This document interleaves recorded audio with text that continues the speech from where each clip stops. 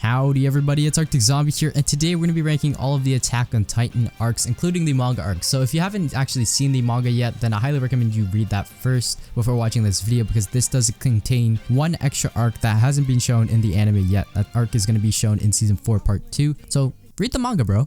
Just read the manga. So yeah, not everyone thinks that all the arcs are as equal and equally balanced as they all are. I mean, of course that makes sense because some of the arcs are a lot worse than the other ones, and some of them are absolutely crazy. But none of them are bad. All of them are pretty good. All the arcs are pretty good. Maybe some of them are like just average. It's kind of crazy though. We went from a story of everyone just finding Eren very annoying at the beginning, trying to avenge his mother's death, to Eren being, oh my gosh, some next level antagonists. New characters, plot lines were added, a lot of mythology was explored, plot twists were shown to the viewers that no one could have anticipated. There was politics, philosophy, there was a lot of stuff into this show, and it's absolutely crazy. This all shows how good the series is and how in-depth the series could become. It's absolutely crazy, but today we're going to be ranking all of these arcs from worst to best, because some of these arcs are clearly better than others. Alright, other than that, let's get into this video.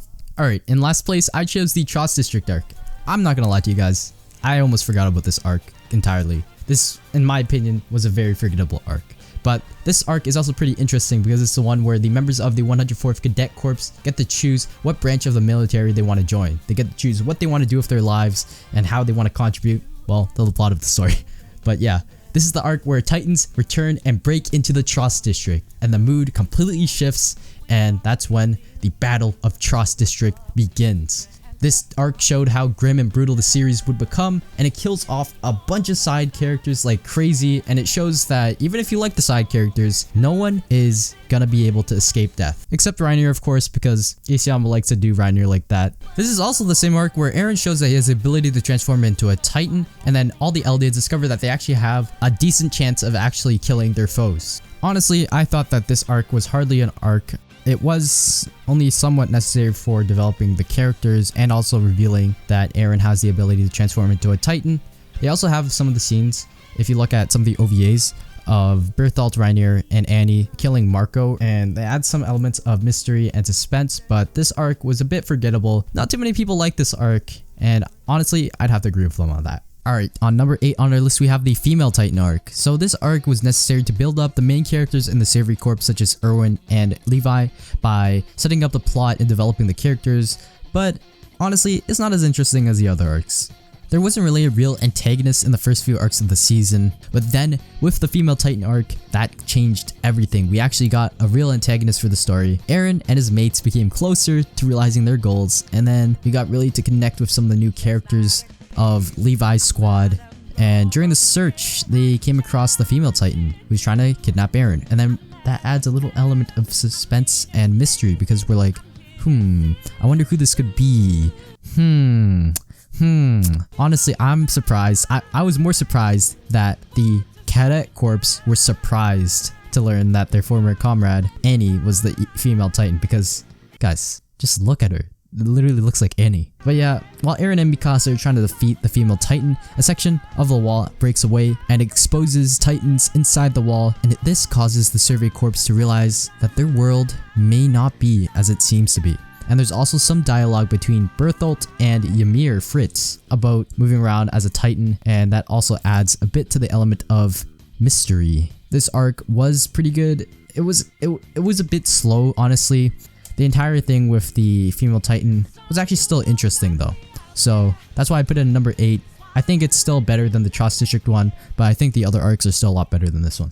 And then next up we have the 104th Training Corps arc. So this one's actually pretty short. It's hardly really an arc, but this one's actually where we get to know all the characters. Eren, Mikasa, Armin, Potato Girl, Tyler 1, and Horseface. So yes, this is where we get to meet everybody of the story. Although there was only a little bit of action in the arc and not too much happened, we actually get to learn about how many of the main characters interacted when they first met up with each other. And even though the arc is only a small part of the overall plot, there's actually a lot of foreshadowing that a lot of people miss. Like, there's a lot of foreshadowing of Reiner and Bertholdt. If you actually look at where the characters look and who they're talking to and all that stuff, wow.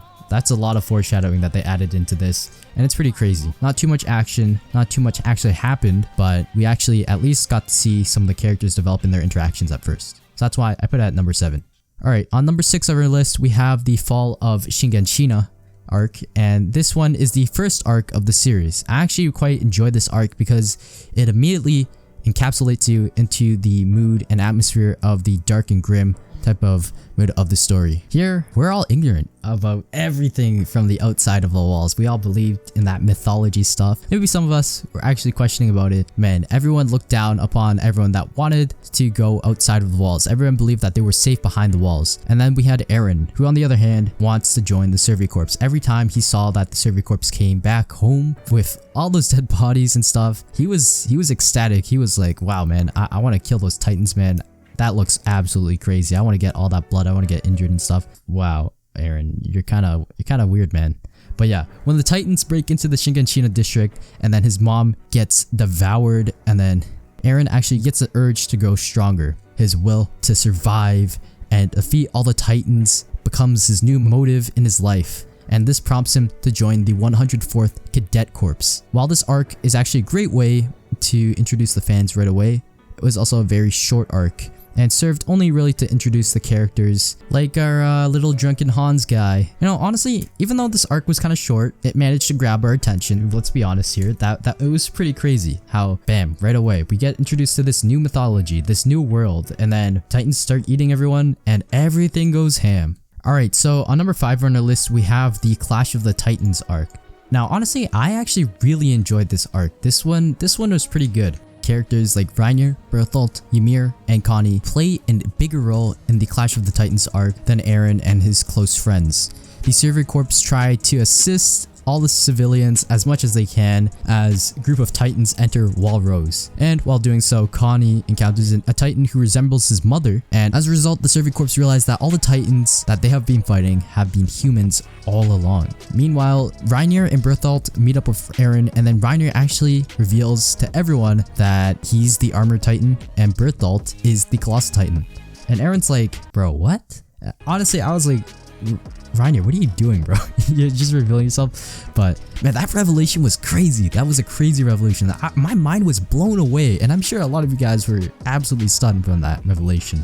But yeah, in the hopes that Eren would assist them and end the war and that they were fighting, Reiner actually thought that Eren would just be convinced with all that stuff. But nope, Eren was absolutely completely confused, and he was absolutely devastated by that. So basically the guys just yeet them. They capture Eren and Ymir by force.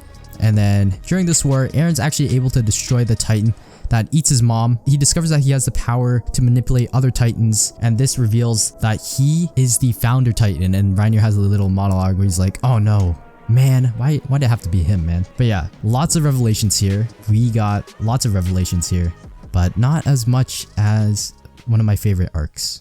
So on number 4 on our list, we have the Uprising arc. So this one's part of season 3 part 1, and this is the one where the Survey Corps' battle against the military police brigade. And while honestly, this was quite a surprise. Everyone was like, what?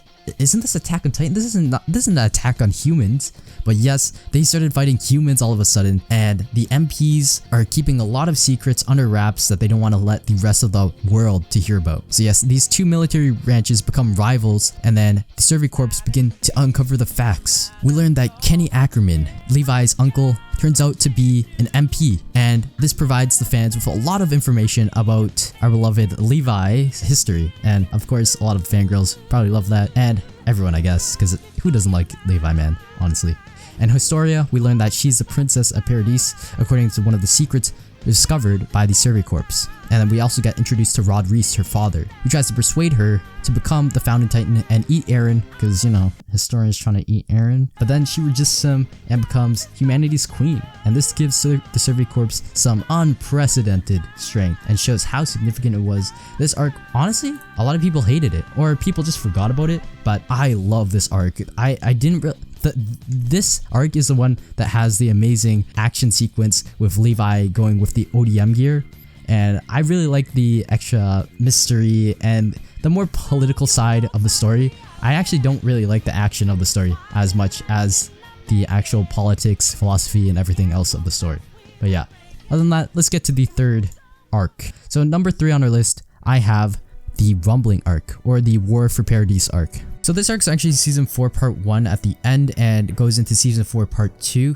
The entirety of season 4 part 2 is this arc, and this is where we get to know Eren and the Jaegers group, the people who see Eren as a true leader, take over Paradise, and we also get to see the Survey Corps and the Marleyan warriors teaming up to reunite Mikasa, Reinier, Armin, Annie, Levi, and everyone in one last fight to save the world, all fighting against Eren. So yes, we learn that Eren is actually trying to kill everyone. He does not go on with Zeke's euthanization plan, and he actually goes with the Rumbling plan instead. And this is a complete shocker to everyone. So this war was actually one of the best wars I've ever seen. This was pretty cool. But then they ended up rushing a bit of it. Well, not a bit of it. The entire thing was a bit rushed, and then they started adding a few plot holes, and then the entire motives for Eren at the end were a bit wonky, but overall it was still quite an enjoyable experience nonetheless. But wow, man, that was one in a few chapters. That was one rushed. They ruined the whole arc in a few chapters, but overall the build up for it makes it equally as exciting for number 1 and 2. So yeah, on number 2 on the list, we have the Marley arc. I actually really like this arc. This is the beginning of season 4 part 1. So this is where we get introduced to the raid of Liberio, or however you pronounce that. And like the Clash of the Titans arc, this one focuses on Reinier's character. And we get to see his backstory, and we get to see some of the PTSD that he's experiencing and the suicidal and depressive thoughts that he's experiencing. And the only reason why he wants to live, honestly, is for his cousin Gabby and her friends in the Marleyan warrior unit, who all look up to him and want to be his successor. It's honestly very depressing. This is some very, very good character development that we get to see. Not only do we get to sympathize for a character like this, but we also get introduced to an entirely new world. This actually changes the whole genre of the show. Like before, people, when you said that, man, I'm watching Attack on Titan, bro, everyone's like, oh, the one about the big titans and all that stuff. Oh yeah, I totally get that, bro. This became, wow, you're watching Attack on Titan, bro? Wow, that's such a depressing show about serious topics about war and stuff. But yeah, this arc was absolutely crazy. This arc was really good. I really like this arc and the revelations that we got here. We get introduced to characters like Falco, Gabby, and a bunch of other characters that are part of the Marleyan warrior unit, and they all fight the Survey Corps. This is where Eren is able to fight everyone. He kills civilians, and then he is able to inherit the Warhammer Titan. And then when they retreat, the fans are shocked to learn that Gabby kills Sasha, and that Zeke has actually been working with Eren this whole entire time. So yes, crazy revelations here. Absolutely crazy revelations. They also develop Eren's character quite well. Man, Mikasa was like, Eren, you've killed countless civilians and even children. And then Eren's just like, when? Like 1 minute. When did I ask? Man became a savage, man. Man became an absolute savage. But yeah, other than that, let's go to the Return of Shinganshina arc. This one was an amazing paced, gut-wrenching arc with some amazing moments, and this, in my opinion, makes it the best arc. Not only did it have some amazing action and some amazing animation, but it also has some excellent elements that add to the overall plot. This is the arc where we get the Survey Corps that are trying to arrive in Shinganshina. The previous seasons, the last 3 seasons, build up to this last arc, and that's why it was absolutely crazy. And does it live up to the hype? Yes. Does it live up to the build up? Yes. This is what the Rumbling arc should have been like, because this, man, the build up to this arc was absolutely worth it. This is where the Survey Corps try to reclaim Walmiria from the Titans, and we get to see Reinier and Berthold battle their old friends, and we get to see them face their conflicting interests between, man, these are my friends, and the interests of all of Marley. So they have to battle these interests as well, and as well battle their friends actually. And we get to see many of the deaths of many of our beloved characters, including Erwin, Berthold, and of course Marlowe, which is really sad. Honestly, this was a really sad arc as well. But wow, we also get the conclusion of the arc that makes it arguably one of the best arcs in all of anime and all of any medium, honestly. Eren enters his father's basement with Mikasa, Levi, and Hanji. They learn about Grisha's history, which he kept hidden from his family and the rest of Paradise. And humanity had not died yet, and Marley actually used Titans to invade Paradise, so this revelation is absolutely shocking, and these shocking secrets are revealed due to Grisha's past life. Like, we get to see some of the backstory of Grisha's past life through Eren Yeager, and this changes the entire perception of all the fans and changes the entirety of the show's genre. So yes, I love this arc. The Return of Shinganshina arc, honestly, I'd give it an easy 10 out of 10. There are some anime that I do like overall better, but this was crazy. Unfortunately, we did not get to see the same type of great arc for the Rumbling arc, but you know, that's honestly fine. Overall guys, Attack on Titan, pretty good. I'm kind of sad that now that I think about it, wow, the Return of Shinganshina arc was so good, and then this Rumbling arc in comparison doesn't really meet up to the expectations. So I think it's more like a bell curve. Like, they reached the really big tip and then everything kind of went downhill afterwards. But yeah, other than that guys, let me know what you guys think about these different Attack on Titan arcs and whether or not you agree with these arcs. I honestly think that Attack on Titan overall is a very good series. All they did was kind of mess up the ending, but other than that, everything about this is something that I love. I love everything that they did with this series, and I think that Isayama did some great planning. And yeah, but yeah guys, other than that, I'm Arctic Zombie. Thanks for watching this video, and if you want to stay subscribed and see some more Attack on Titan content, then just do that and go ahead. I'll see you guys next time, and have a good day. Peace.